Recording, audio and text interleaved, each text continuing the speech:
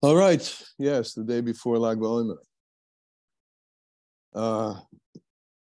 16th, right? 16th of Iyar. Actually, 2 days before.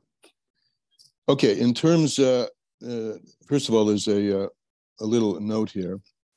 The Frierdiker Rebbe writes about the Rebbe Rashab, his father, that after his father would cut his nails, you're supposed to burn your nails. That's the way that's always prescribed for getting rid of the klippa of the nails, by burning.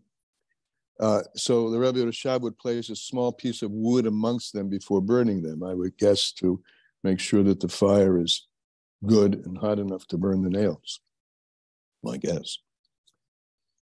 Okay, in terms of scholarship and aptitude, the Chassid Rabbi Elia Abel, he was a Chassid of the Rebbe Maharash, right, who was a Rebbe before the Rebbe Rashab. So this Chassid was a simple man. Once when he came into Yehidus, my grandfather, that's the Rebbe Maharash, grandfather of Frierdiker Rebbe, said to him, Elia, I envy you. You travel to various fairs. That would be the equivalent of exhibits, opportunities where people, trade shows today. You meet many people. And when in the middle of doing business, you get caught up in a discussion with someone on a Jewish saying, a saying from Ein Yaakov, that's part of Midrash that's in the Gemara, and you inspire him to study Nigla, the revealed part of Talmud, Halacha, and Hasidus. So when you're at the fair, at the exhibit, the trade show, and you're in between great, big deals, hopefully, or in the middle of a big deal, you'd start bringing up things about Torah with whoever you're talking with. Then this causes joy on high. Speaking about Torah in the normal course of your daily activities, in the course of business. This causes a joy on high, and the Almighty rewards each such trade.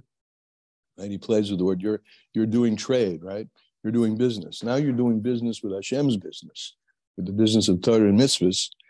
So the Almighty rewards such trade with the blessings of children, health, and sustenance. The larger the fair, right, the bigger the trade show, the more work there is, and the greater the livelihood earned, the livelihood of ruchnius, of the opportunity that you've taken advantage of to bring the Eibusher to the trade show. That's all of us, right? Most of us are not scholars. We're out in the world, a big trade show, and we have opportunity there. Okay, today's lessons in Tanya, page 715. He's going to give us a mashal for what? We'll see. And this is on page, in this edition of the Tanya, on page Samiches. Okay, what have we been talking about? We've been talking about 2 ways in which Hashem brings himself, quote, to speak, into worlds. 2 levels. We name them Mamali Kol Almin, how he fills all worlds, and Soiviv Kol Almin. And Mamali Kol Almin, we've talked about how he fills all worlds in a manner that worlds are discrete. In other words, there are 4 levels of worlds. And in the 4 levels, there are many more, by the way. We just, in Hasidus, we focus on the 4 big groups. There are many more than 4 levels of worlds. There are Olamis ad Mispor. That's what the Torah tells us. There are not worlds without number. But worlds, by definition, are Olam, Meloshin Helam. There's a concealment going on in those worlds. So those worlds, though they're without number, they're within the in the gather of number. The gather meaning the limitation. They're in the realm of number, even though the number may go on to infinity. We can count, and he made a big point of that, talking about that even at tens upon tens upon tens of thousands and greater than that, as long as you're in the realm of number, you're not in the realm of the Ein Sof itself. That which Hashem is Ein Sof doesn't just imply that he goes on and on and on and on in an infinite way, but he's completely beyond the realm of number. Worlds, on the other hand, are in the realm of number, and that is what we call the world of the Seder Ahistalshalus, where there is a number, there is an order. Order implies that one thing is precedent, antecedent, or after another. There's a Seder, right? One thing after another. And it also implies that there's a erech, there's a comparability from one to the other. They can relate to another. That's the realm of cause and effect. But the cause has a relationship to the effect, and the effect can relate to the cause. Then there's another realm entirely, which is that realm which is not in the realm of number whatsoever, not in the realm of Seder HaStalshalis, and that's called the Soiviv Kalamim. That the first was called Mamalik Kalamim, and the second is called Soiviv Kalamim, encompassing or transcending. And that's what we had begun to focus on the last time. And the Alter Rebbe gave us a very key definition of Soiviv, which is important in our whole understanding of Hasidus, which is when the Alter Rebbe calls this level, this higher level, deeper level, totally incomparable level to the level of Seder Stalshalis. When he calls it Soiviv Kol Almim, he doesn't just mean that it's surrounding from above. We use that word above, Soiviv, encompassing, but it means that it's hidden. That's the definition of Soiviv. It's hidden. In the Seder Stalshalis, there's a revelation from a larger to a smaller revelation through the faculty of Tzimtzum. It comes down lower and lower and lower until this world, which has the least revelation of godliness, but it's an orderly descent. In Soiviv Kol Almim, godliness is penetrating everything, but in a manner of concealment. It's out of the realm of revelation. So I think that's enough, a good point to start. He's going to go further today with deepening, hopefully, our understanding of Soiviv Kol Almim. So, the Hamashal Bezeh, this is in the middle of page, a little above the middle of Samach Ches. The Hamashal Bezeh, a metaphor that the Alter Rebbe is going to give for this. So, Hini ha'oretz halozim, hagashmius, this physical earth, planet Earth, afshamole ha'oretz gevoide, even though it's full of his glory. And this is, by the way, also a tip. Most of the time when you see the word kavod, it refers to soiviv. And I mentioned that earlier. It says, above all kavod is the kavod of the chuppah, the marriage canopy. And I used that mashal before. It's not my mashal, it's a mashal from Hasidus, that in the marriage canopy, the canopy encompasses all the parties in the marriage party equally.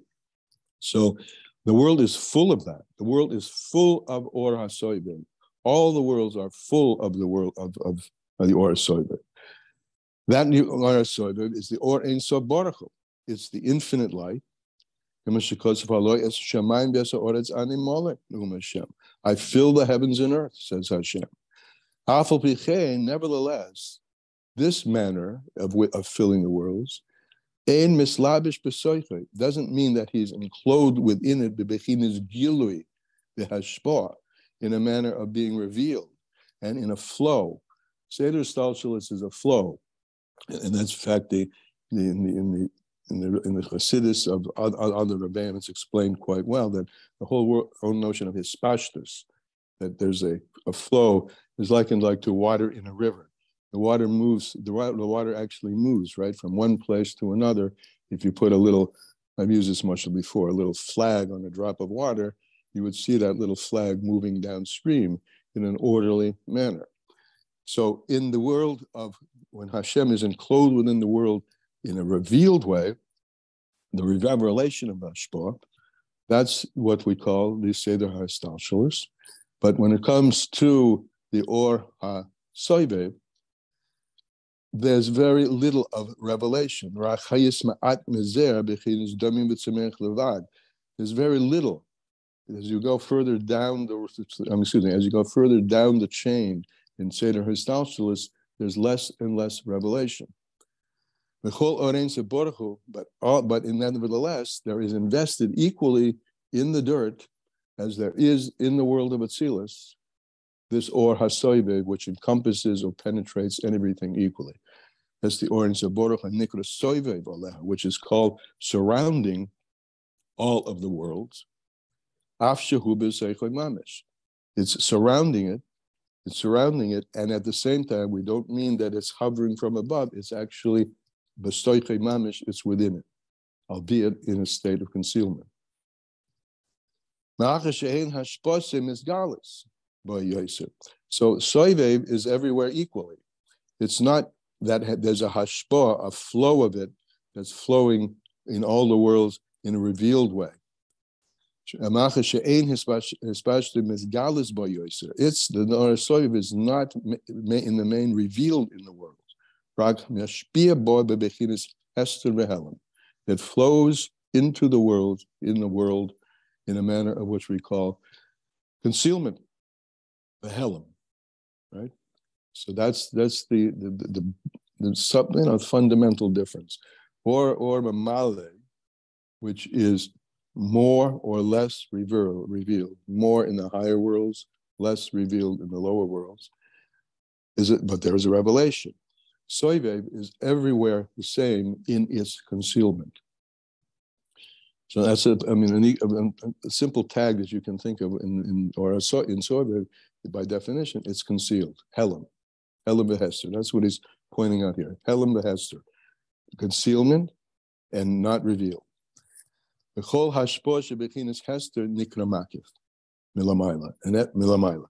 every flow of godliness, which we're calling soivev, which is concealed, is called makif. Soivev umakif milamayla, from above. Meaning, milamayla always means from the deeper level. It's from a totally deeper and separate. That's another word for soivev. Soivev is kaddish.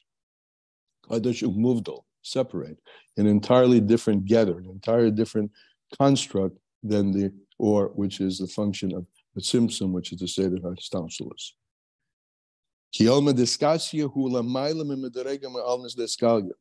Because the hidden worlds, the whole construct of hidden worlds is much higher, meaning much deeper in level than the worlds which are revealed, but only the Skalya. Period. Now he says, in order to bring this idea even closer, hopefully, and help to our understanding, so he gives a mashal.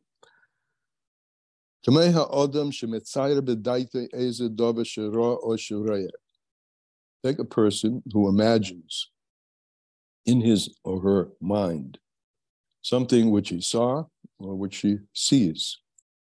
But it's in the state of imagination in your mind. You're imagining it. Even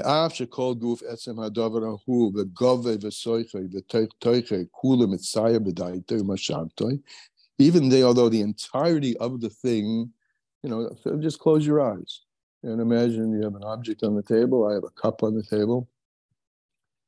Just get an image of it in your mind. So even though that image, which is in your mind, encompasses the whole dimensionality, you see it in its three dimensions, you see its color, etc. It's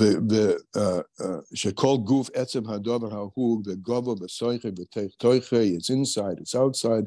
All is there in the image of it you have in your mind, and in your thought, because you saw it.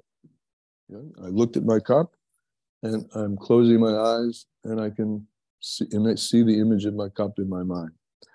Or I'm looking at it, and the image of it is reflected in my thought.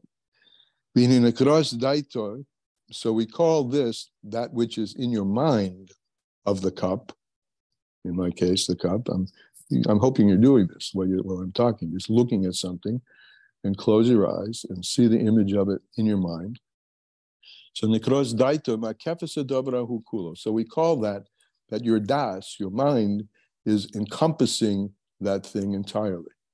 That thing's entirely encompassed in your mind. And you're encompassing it, and the thing is encompassed in your das, but it's not surrounding it actually, right? Your mind isn't literally wrapped around, physically wrapped around the cup. It's in the image form, in your thought, in the thought of a person, and in one's das. So that's a mushal for soiviv kol almin, right? But it's only a mushal, as he points out now. And ba'aval hakodesh baruch hu, God, the Holy One. Here's the word, Holy One. This is, I mean, I can't say I'm congratulating the Alter Rebbe and using the appropriate expression here for God. HaKodesh Baruch Hu, because we're talking about that level of Hashem, which is Kodesh, right? Kodesh, which is separate, which is Makif, which is transcendent. But it isn't separate. That's the whole point. It isn't separate. It's not the way we just described it in this mashal, because HaKodesh Baruch Hu, about whom it's written, it says, the pasuk says, God says about himself, my thoughts are not your thoughts. So God's thoughts, and his awareness of things, he doesn't, I'm aware of this cup, right? Even when I'm thinking about it in my mind, I have a certain awareness of it, but the cup is out there, and my awareness of the cup is in my mind. God's awareness of a cup, the way he knows and is aware of kol nivraim, that's actually makefes kol nivra v'neva. It actually encompasses every single created thing, Reish v'atach tiyusoi, from its beginning, from its head until its lowest bottom, v'toichoi, and its innerness of innerness. Akol b'poel mamish. When you see the expression, God, my thoughts are not your thoughts, I mean, of course God's thoughts are not our thoughts. I mean, what are you saying here? Well, we're saying something very important, that when God thinks about something, so to speak, that thought actually invests itself in everything and is the root core of the capability of that thing to exist. It's there, but his thought, though it's there, is not begilui. That's the or hasoive, which is responsible for the very being that things are, is a function of or hasoive. That things appear to be and are in fact different from each other is a function of the or mamale. All right, that is today's Tanya. Questions? Comments?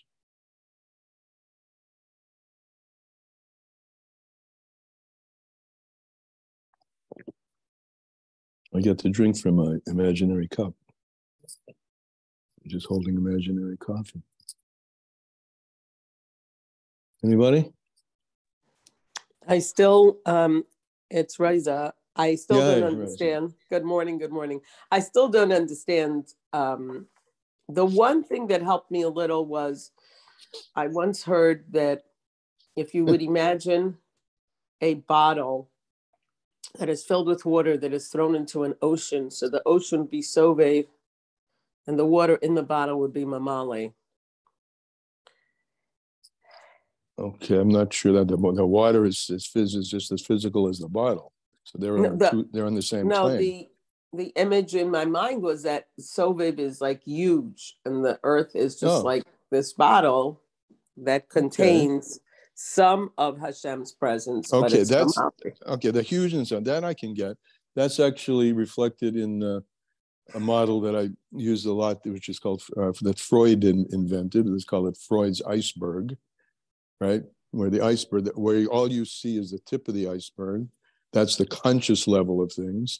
And the lower level is the preconscious and the subconscious. You could liken, and we do liken, or soivet to the unconscious. It's present everywhere, but it's not revealed. That's the function, right? Unconscious means present all the time, but not revealed. So there is a mushal there for the largeness of it, and it is large. relative to the smallness of the creation. And if that's how you envision that, that's the B'derech Emes. Yes. So we're also envisioning that even though we get very bogged down with cause and effect in this world, we always want to have in our heart the knowledge that there's a koach of Elokus. And as Yidden, we can connect with that koach of Elokus. And it's not just another factor in our lives, it's way beyond. That is a huge bechein that you've just said, that we will go about today with the awareness that everything we see and how grandiose that sight might be. You might be seeing the most beautiful sunset, or looking through the Bell telescope into the ends of the universe. All that is garnished. Kula kamei kalei choshev. Everything in front of him is considered as nothing, because it's only, say, the histalshalis. It's not him himself. Everything in front of Hashem is considered like nothing. Yeah, beautiful. That's a wonderful bechein. To look at the world that way. Shkoyach. So now you understand it better, right? Or wrong? No, I feel that now that I brought this thought out, it's a very essential aspect. It's a very interesting thing. Like with all of Tanya, I always feel that whatever I could understand is just a small drop compared to what it really is. Right. And likewise, all of a creation, the entirety from Seder Stalshalis, from lifting Atzilus to the slowest earthworm down here below, is like nothing compared to this. And I also feel that we have to remember that there is this koach. Like when we stand up to daven, we say Baruch Atah Hashem. We address this huge koach, this huge power. We have to remember that this huge power is looking after us, and it's a daily challenge. Yeah, but it's here. It's here in what we're learning. Right. Beautiful. Anybody else? It's an excellent way to start the day, I think. Today, Teferes Shebahoid, right? All the beauty. This is what I mean. The simplest Teferes Shebahoid, the beauty of admission of that to that and of that which was beyond our understanding. The beauty of that which is beyond our understanding. Hoid. Okay, so till we meet again, Yimir Hashem, tomorrow morning. Bye-bye. Okay.